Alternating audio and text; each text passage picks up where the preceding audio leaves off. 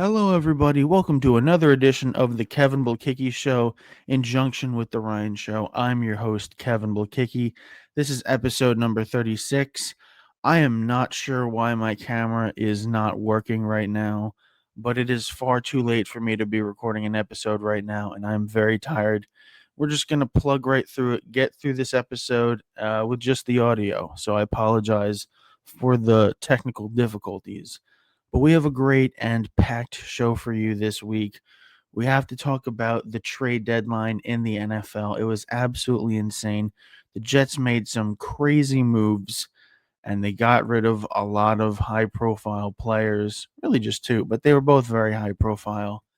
And we're also going to get to the first college football playoff rankings that just released. And boy, do I have thoughts because they are not good and confusing. And we're going to wrap up this show talking about the Gamecock women's basketball team getting back to action. I had a very fun time going to the season opener, as I try to do every year. So we'll definitely break down their first game, and I'll also do a late season preview on what I expect from them this season, coming off a very devastating loss in the national championship game to the Yukon Huskies. But first off, we have to talk about the trade deadline and the New York Jets kind of having a fire sale. They got rid of both Sauce Gardner and Quinnen Williams. And I think pretty much everybody was surprised by this.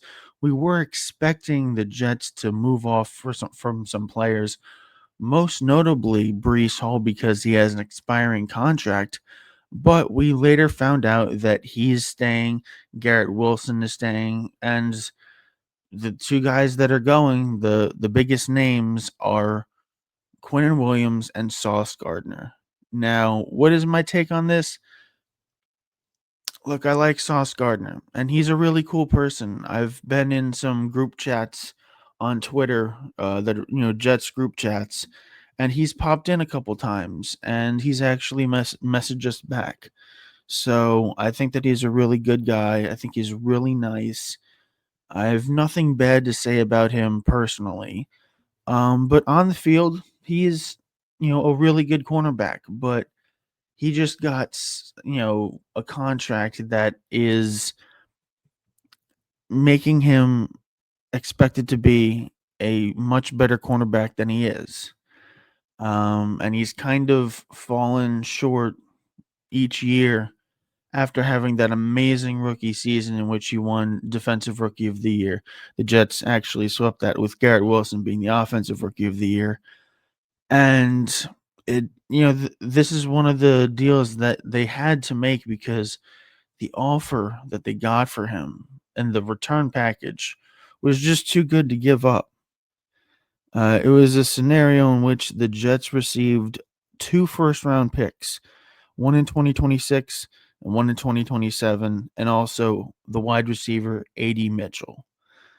Now, the 2026 first-round pick is kind of, misleading a little bit because with the success of the Colts this season, it's most likely going to be in the later portions of the first round. So it's going to be kind of like an early second round pick almost. So it's like an early second.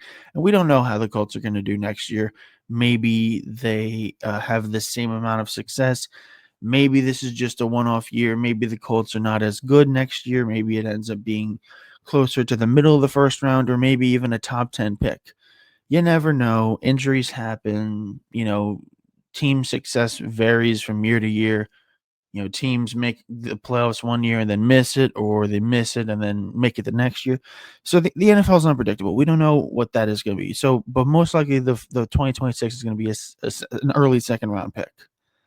But still, that is quite the haul for Sauce Gardner. And not just that, it's also going to free up a lot of cap space for the Jets in the future because they just signed him to a big deal and it hasn't kicked in yet. So in 2025, the Jets are going to save $625,000. Nothing crazy, but it is savings. And then In 2026, it bumps up to 1.25 million. And then in 2027, they save a whopping $23.7 million. So that means that the Jets are not only getting off of, I don't want to say an overrated talent, but a talent that has not been producing at the level that he did when he was a rookie. And they're also saving a crap ton of money. So that is definitely a win for the Jets. Like I said, I hate to see Sauce Gardner go. I very much enjoyed him as a person and as a player, but at the end of the day, he just didn't warrant that kind of contract. And when you're getting 2 first-round picks and a pretty decent wide receiver, it's a deal that you have to make. Now, the Jets also traded, as I mentioned, defensive tackle Quinnen Williams to the Cowboys. The Jets are going to receive a 2026 second-round pick and a 2027 first-round pick, and defensive tackle Maisie Smith. I don't know if that's how you pronounce it. I apologize if I butchered that. But again, Quinnen Williams apparently is a guy who wanted out. He is, a pretty good defensive tackle, good D lineman. And, it's kind of a cheaper option for the Cowboys to go since they got rid of Micah Parsons. And apparently the Jets were one of the teams that Jerry Jones called about Micah Parsons, and Quinnen Williams was involved in that trade, apparently. And this is also kind of a thing that you had to do, a move that you had to make if you were Darren Muji and the New York Jets front office, because apparently Quinnen Williams wanted out, and you don't want anyone on your team that doesn't want to be there. So he was able to to get him out of New York. I don't really know if it's necessarily a better situation because Cowboys, although they do have 3 more wins than the Jets, they're not exactly, you know, one of the premier teams in the NFC, and they probably won't even make the playoffs. So I don't necessarily know if it was an upgrade for Quinn Williams, but when you play for the Jets, getting traded to literally any other team except for maybe the Browns or the Dolphins or the Titans is an upgrade. So good for Quinn Williams. Nothing against him, but the Jets have been stacking their, I guess you could say, Rolodex or their inventory with a lot of draft capital. And now this is going to try and jumpstart kind of a rebuild. And the fact that the Jets are rebuilding after having Aaron Rodgers be their quarterback just a few short seasons ago, and all the hype that went into it. And we were thinking that, not only would this team make the playoffs for the first time since 2010 and finally break the longest playoff drought in current North American sports history, but possibly even bring the Jets a Super Bowl. Just a few short seasons later, the Jets start a season 0-7. They had their head coach fired, and now they're rebuilding. And a guy who was Defensive Rookie of the Year a few years ago is now off the team. So, this is just stuff that you can never predict, and life comes at you fast. And it's not even like the Jets were trying to be bad this year. They had a new head coach, Aaron Glenn. They brought in Justin Fields to try and kickstart things. And you thought that maybe, no one really had high expectations, but you thought that this team might be like maybe 6-11, 7-10, maybe just missing out on the playoffs, but being a competitive team. And the wheels have just completely fallen off. So now the fact that the Jets are in rebuild mode after having Aaron Rodgers a few years ago is insane. But it's the reality we live in. So now, after these trades, here is what the Jets draft capital is looking like in 2026 and 2027 early on. In 2026, they have the first round pick, their own, which is going to be probably top 3, maybe top 4, if not the best. Then they'll have the first round pick from Indianapolis, which is, like I said, probably going to be an early second round pick. And then the Jets have their own second round pick, and then Dallas's second round pick. And then in 2027, they have their own first round pick. And I assume that the Jets are going to be bad again next year. So that should probably be another top 10 pick. Then you have Dallas, who you never know how good they're going to be. And then you have Indianapolis's first round picks. So you have 3 first round picks in 2027, plus, as I mentioned, the $23.7 million in cap space that is saved by getting rid of Sauce Gardner. So you not only have a lot of draft capital, but you have a lot of actual capital to go after free agents. So 2026 offseason, could be big for the Jets, but I think that they're putting all of their chips in 2027.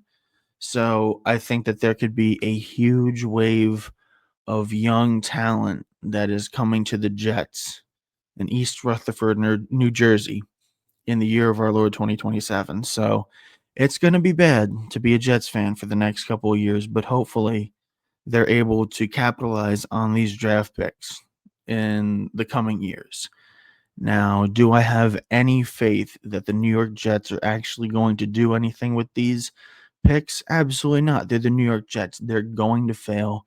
They're all going to be bust, or they're all going to be good players and it's just going to come up short. I know this team better than a lot of people. I've been rooting for this team for coming up to 20 years now, and they've let me down pretty much every chance that they get. They've had some success in the 2000s and obviously up to 2010, 09 and 2010, going to back to back AFC Championship games. But this is a team that missed the playoffs every year of my 20s. I haven't I'm 30 years old and I have not had a legal drink during a Jets playoff game. I've not been able to drink since the last time that the Jets made the playoffs. And that's the world that we live in. The Jets will find a way to screw this up somehow, some way. I don't really love the quarterbacks that are coming out, and we've seen that the Jets, and not just the Jets, the Giants as well, because now Daniel Jones is thriving in Indianapolis. But we've seen time and time again that when quarterbacks and just other players in general leave the Jets, that's when they tend to do well. You look at Geno Smith, left the Jets, had a pretty good career in Seattle. Sam Darnold went off to Minnesota, had some success there. He's also now in Seattle as well. So this is just kind of the world that we live in. And yeah, this just it's sad, man. I'm sad to see Sauce go. It hurts. But life moves on. And this Jets team, I was kind of hoping that they would be able to, bounce back after that win from the win against Cleveland and kind of maybe try and show us something, maybe put together a few wins. And, I'd still like to see the guys go out there and try hard and get the reps in and do what they can to make sure that they put together at least some usable tape for them in the future so that, if they're not going to at least stay here, that they can put together some competitive film for the future team that they're going to be playing on. But I don't even know if they're going to be competitive. But they didn't play with Sauce Gardner last week or 2 weeks ago when they played the Bengals, and they were able to win that game. So the Bengals defense is also horrific and has also allowed 38 points in back-to-back weeks and lost both of those games. Or their offense has scored. Actually, both. They scored and given up over 38 points and lost both of those games. So now the Jets are going to bring in the Cleveland Browns and that defense led by Myles Garrett, and we'll see what they're able to do on Sunday.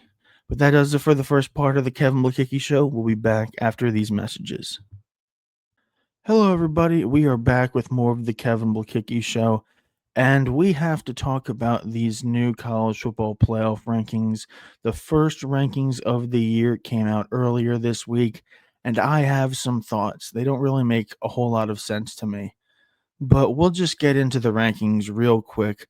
Number one is Ohio State. They've been number one ever since they beat Texas. They're 8-0. That's fine.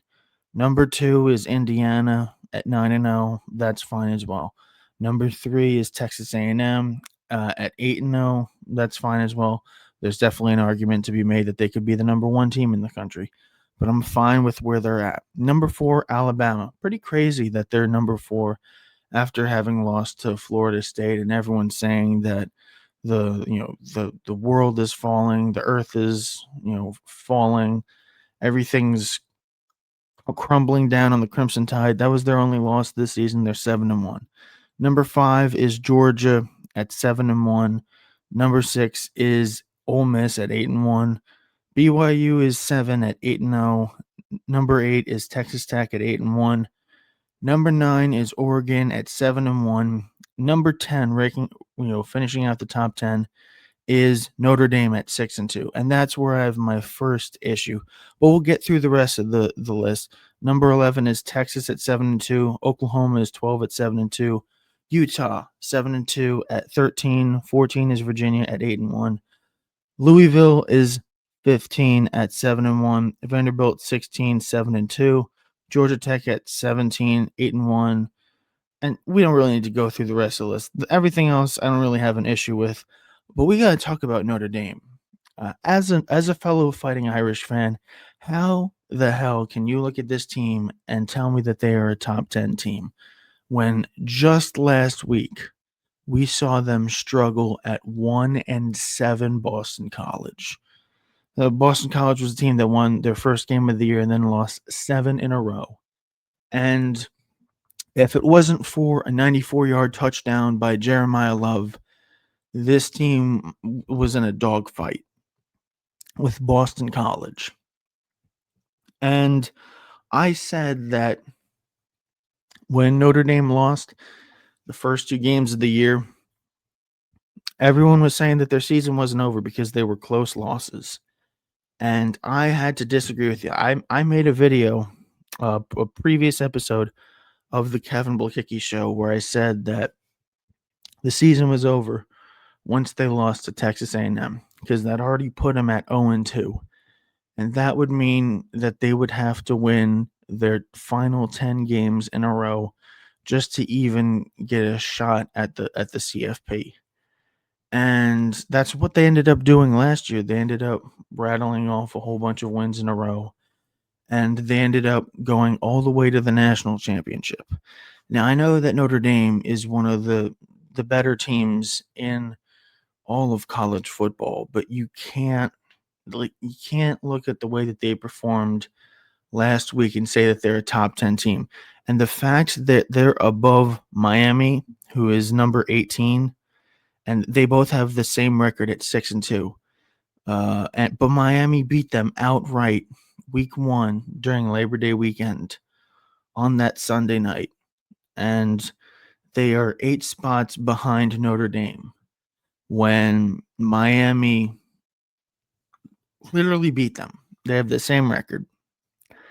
And I've always been against these AP rankings, these college football playoff rankings. Like, why can't we just have it based on record? And if you have a better record, that's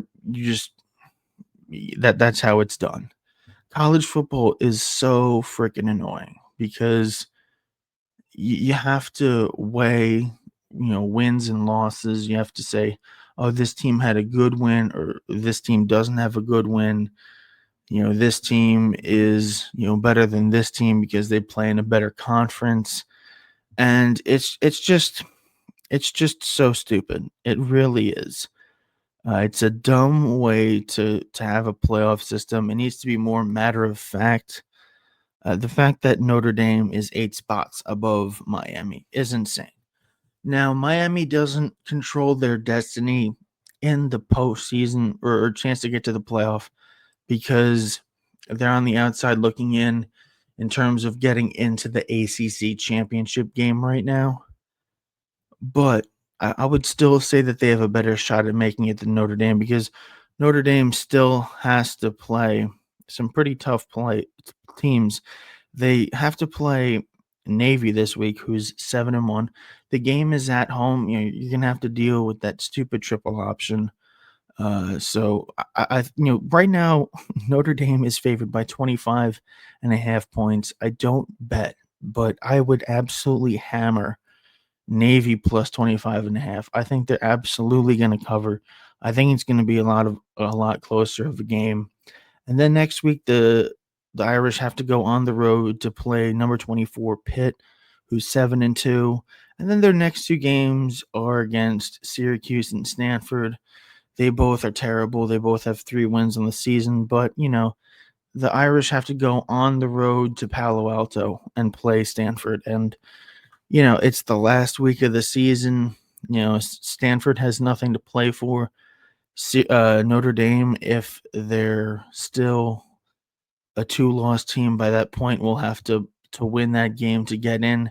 So there would be pressure on them, and we know that Notre Dame has an affinity for losing games that they should win. So just because Stanford is terrible does not mean that is an easy layup of a game. And this is kind of going to bring me to my next point because Hugh Freeze just got fired at Auburn, and we've seen a number of coaches get fired, from Brian Kelly at LSU to James Franklin at Penn State, Mike Gundy at Oklahoma State. There's been a whole bunch of different firings, all these millions and millions of dollars being shelled out for buyouts, for contracts buyouts. And this is all meanwhile people are getting their SNAP benefits taken away from them. So it's a really surreal moment in American history where fired college football head coaches are making hand and fist over of money over regular Americans who are struggling to just get by. But anyway, I digress.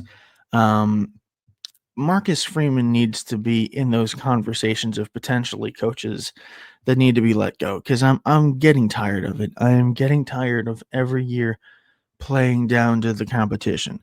And this is not necessarily just not just the Freudian slip there. That's not just a Marcus Freeman issue, but that's also a Brian Kelly issue. As my lifelong fandom of Notre Dame has happened, I'm always used to seeing us slip up against teams that we shouldn't, whether it be Northern Illinois or Marshall. We always seem to have these easy layup games that we just end up losing for no reason. And, obviously Marcus Freeman just led us to a national championship. And I think that it does say a lot that we were still able to win that game against Boston College, despite how poorly that we played. But I'm getting so tired of playing down to our competition. And I don't think that there's a way that we're either gonna lose this week against Navy or against Pitt next week. I don't think that this team is gonna go 10-2 and make the playoffs. And that being said, I also have to give a negative shout out to Shane Beamer. I also love the guy. He's really cool, really nice guy. South Carolina is 3-6 this year, and they still have to go on the road to Texas A&M. And their last 2 home games are against Coastal, who's pretty decent this year, and obviously a struggling Clemson team at home. So this team is at best going to go 5-7 because they're going to get killed by Texas A&M. And while I knew that this season was going to be a lot tougher than a lot of people were saying, this team was a top 15 team ranked in the country coming into the season. I knew that this stretch of LSU, Oklahoma, Alabama, Ole Miss and Texas A&M was going to be so incredibly hard. And I never truly bought into this team. I thought that Lenore Sellers was getting way too much credit. He was in Heisman Trophy candidate talks early in the season, and now, I mean, this guy, he was like the number one quarterback on the board, and he's fallen so far off of that. And it's just like we got to talk about Shane Beamer because, like, after such a surprisingly good season last year, the wheels have just completely fallen off this year. And my patience for him is also wearing kind of thin. But we're going to transition from South Carolina football to South Carolina women's basketball and to a team that's actually fun and enjoyable to watch. I had the privilege of going to the first game of the season against Grand Canyon, where the Grand Canyon head coach was actually our assistant coach. He got his SEC championship ring as well as his Final Four ring, much like the other players did. And, it was a blowout. We won by 40 points, 94-54.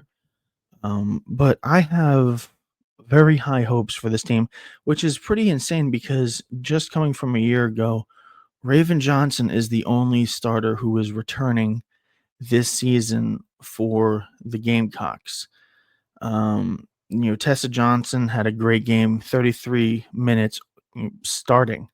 She was usually a bench player, and so she really stepped up in the first game. I know it's against Grand Canyon, but she had a really good game. Joyce Edwards, I think, is going to have to take a huge step forward. She's a great, young, talented player. But with Chloe Kitts and Ashlyn Watkins both being out for the full season, we're definitely going to need her to be the number one option down in the paint scoring. So, and this team is definitely being led by their transfers. Tanaya Latson came in from Florida State after leading the nation in scoring.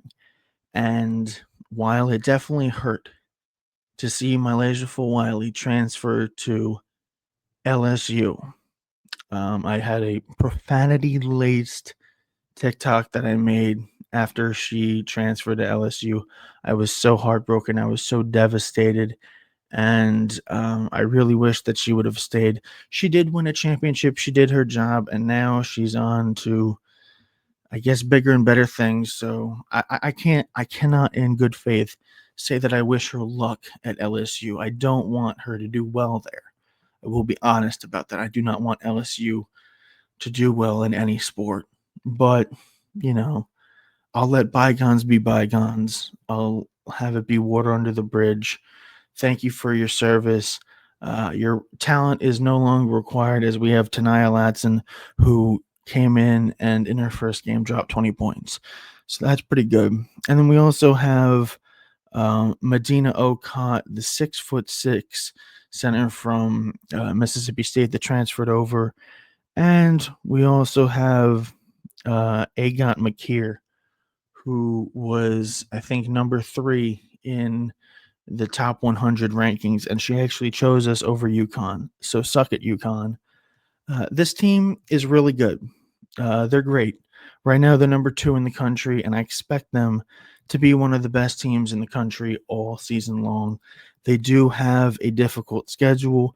They have to go on the road to USC later on in the season, the fake USC, Southern California. They have to play a top 10 matchup against Duke in Vegas. They have to go on the road to number 20 Louisville. They also have to play number 4 Texas, number 6 Oklahoma.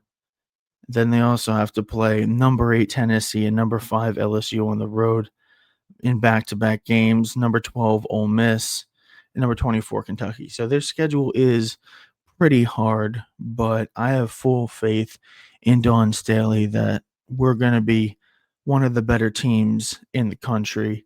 And we got embarrassed last year in the national championship game. And when you embarrass Dawn Staley, she takes that personal because she likes to win. She has built a winning culture, and that is not the Gamecock team that she is used to seeing and running. So I fully expect South Carolina to be back in the national championship, question and in contention for it this year, and we'll see how it goes. But that does it for this edition of the Kevin Blekicki Show. Thank you for tuning in. Again, sorry for the technical difficulties. You can follow me on social media, Twitter, TikTok, and Instagram at Kevin Blekicki, and we'll see you again next week.